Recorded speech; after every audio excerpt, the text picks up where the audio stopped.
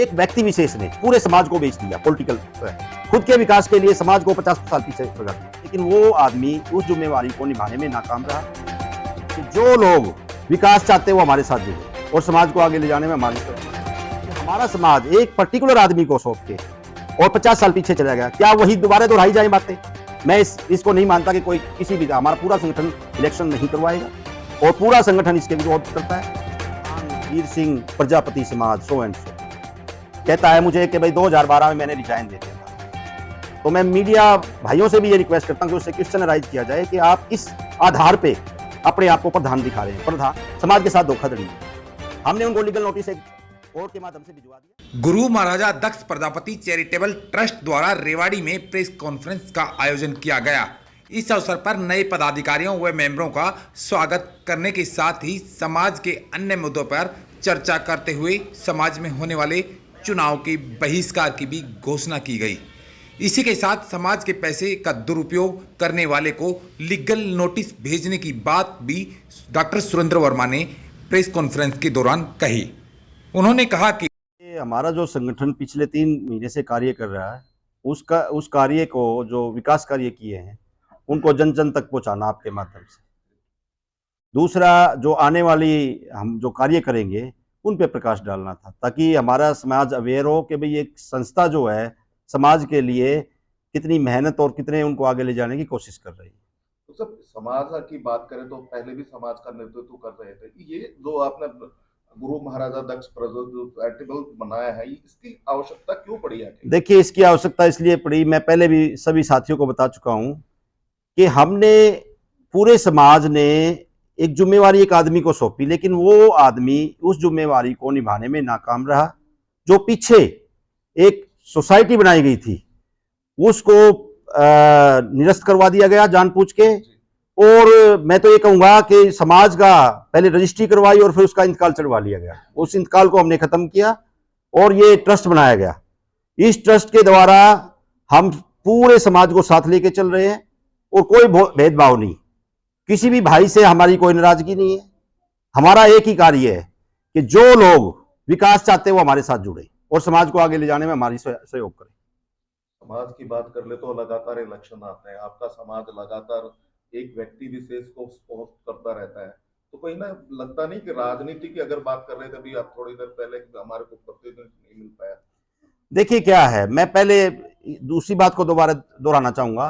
एक व्यक्ति विशेष ने पूरे समाज को बेच दिया पॉलिटिकल खुद के विकास के लिए, समाज को 50 साल पीछे भगा दिया। इस संगठन में ऐसा कुछ नहीं होगा। जो लोग पूरे समाज का कार्य करेंगे, हमारे बच्चों को रोजगार दिलाएंगे, समाज की सुनेंगे, वही पॉलिटिकल पार्टी हमारी हो।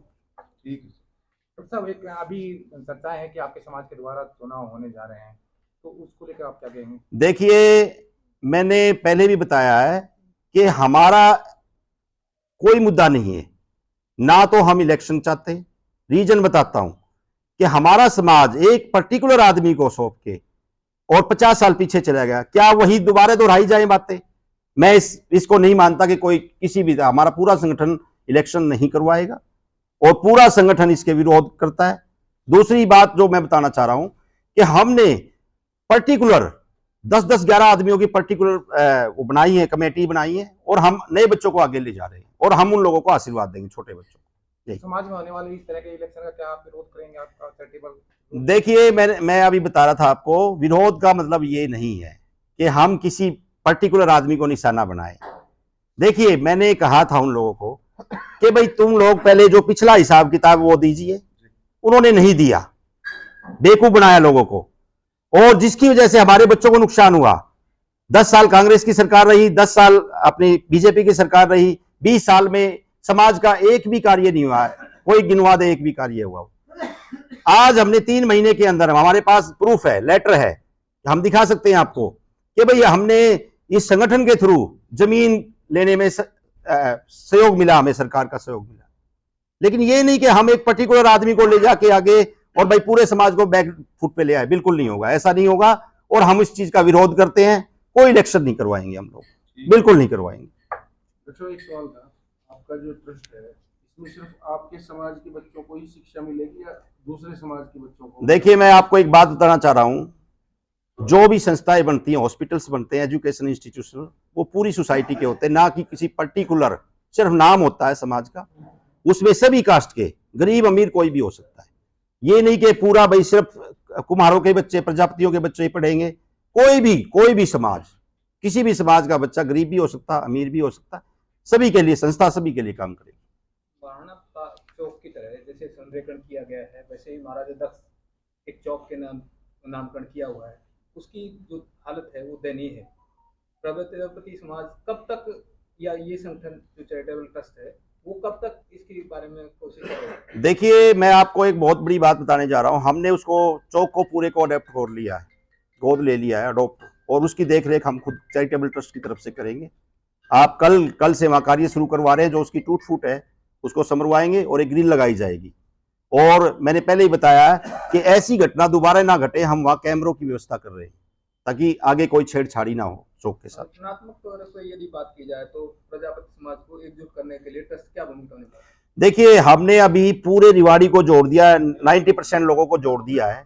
अब हमारे जितने भी गांव हैं जहां पे हमारी आबादी है, हम पूरे सेंट्रलाइज 1 महीने के अंदर पूरे जिले को जोड़ेंगे। पहले हमारी बातचीत चली हुई है, हमारा जो पूरे संगठन है, नए बच्चे हैं, उनकी जिम्मेवारियां दी गई हैं कि आप लोग भाई गांव-गांव जाएंगे और पूरे समाज को जोड़ेंगे।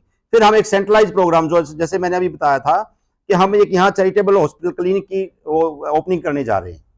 तो वो एक, जैसे गुरु चौक के साथ जब छेड़ाछाड़ी हुई थी उस टाइम हमने एक दिखाई थी स्ट्रेंथ, वही स्ट्रेंथ आपको महीने 1.5 महीने में फिर देखने को मिलेगी। समाज का जो पैसा खा गए लोग, उनके खिलाफ ट्रस्ट क्या कानूनी कार्रवाई कर रहा है? देखिए, हमने एक लीगल नोटिस के माध्यम से उनको बताया है। देखिए, जो आदमी कहता है मुझे कि भाई 2012 में मैंने रिजाइन दे दिया था, तो मैं मीडिया भाइयों से भी ये रिक्वेस्ट करता हूं कि उससे क्वेश्चन अराइज किया जाए कि आप किस आधार पे अपने आप को प्रधान दिखा रहे हैं, प्रधान प्रजापति समाज। क्योंकि हमने अखबारों की कटिंग लगाई है लीगल नोटिस में, जिसमें ये लिखा हुआ है कि प्रधान वीर सिंह प्रजापति समाज सो एंड सो। तो मैं मीडिया कर्मियों से भी रिक्वेस्ट करता हूं कि कल कोई प्रेस नोट आता है तो उससे पूछा जाए कि भाई आपके पास कोई ऐसा लीगल डॉक्यूमेंट है जिससे आप ये डेजिग्नेशन लिखते हैं। भाई एक कोई एलडीसी लगा हुआ है या कोई आईएएस लगा हुआ तो पूरा लिखेगा। वो तो जब रिटायरमेंट हो चुकी है या रिजाइन दे चुका है तो वो पूरा वर्ड यूज करते हैं। तो ये सिर्फ क्या है, लोगों को भड़काने के लिए और सिर्फ लोगों को पीछे धकाने की कार्रवाई की जा रही है। तो समाज का जो पैसा है वो वापस कब तक आ जाएगा जी? देखिए, समाज के पैसे की जहां तक बात है, हमारी बाला सराय के अंदर हमारे पास बैठे हैं जो कोकी प्रधान जी, उन्होंने पूर्ण रूप से ये बात रखी थी कि भाई सबसे पहले हमें ये पूरा हिसाब दिया जाए, इसके बाद आगे इलेक्शन या कोई बात सोची जाएगी। और उसने वहां पे भी उन्होंने लोगों को भड़काया।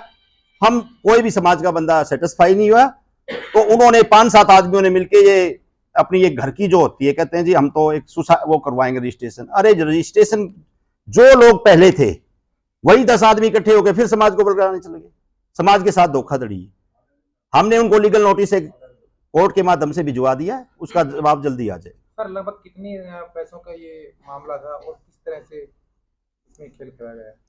देखिए, क्या है, जब तक कोई डाटा हमारे पास ना हो तो ये बात कहना ठीक नहीं है। मुझे नहीं लगता कि भाई कितना पैसा उनके पास, क्योंकि वो तो हिसाब किताब तो दिया ही नहीं। पिछले 14 साल से कोई हिसाब किताब नहीं दिया गया। क्योंकि मुझे इतना ज्ञान है कि जब इलेक्शन हुए तो 50-50 रुपए सारे समाज से इकट्ठा किया गया था। इलेक्शन के नाम से एक पर्ची काटी गई थी जिसका वोट अमाउंट जिसको एक बोलेंगे हम। इसके अलावा कुछ एड्स आई थी, जैसे फंक्शन हुए थे 1-2, उसमें कुछ पैसा आया था। तो ये है लगभग, मुझे एग्जैक्ट अमाउंट नहीं पता है। डॉक्टर, लोकसभा और विधानसभा के चुनाव होने तो ट्रस्ट का क्या मानना है? चुनाव में सहयोग करेगा नेताओं का या नहीं करेगा? किसी पार्टी की तरफ रुझान जाएगा या खुद के अपने कैंडिडेट कोई खड़े करेगा? क्या देखिए, मैं आपको एक बात, पहले सभी भाइयों को एक बात बता दूं, ये एक नॉन पॉलिटिकल एनजीओ जिसको नॉन गवर्नमेंट ऑर्गेनाइजेशन है वो है। हम सिर्फ उसी आदमी को सपोर्ट करेंगे जो पूरे समाज का भला चाहेगा। इसके अलावा हमारा कोई मोटो नहीं। ना कोई ट्रस्ट की तरफ से कैंडिडेट उठाया जाएगा, ना कोई इस तरह की एक्टिविटी की जाएगी। सिर्फ एक ही चीज को प्राथमिकता दी जाएगी कि जो पूरे समाज का, प्रजापति समाज का अच्छा चाहेगा, बच्चों के लिए एम्प्लॉयमेंट की व्यवस्था करेगा, जो मतलब वादे पूरे करेगा, उसके साथ ही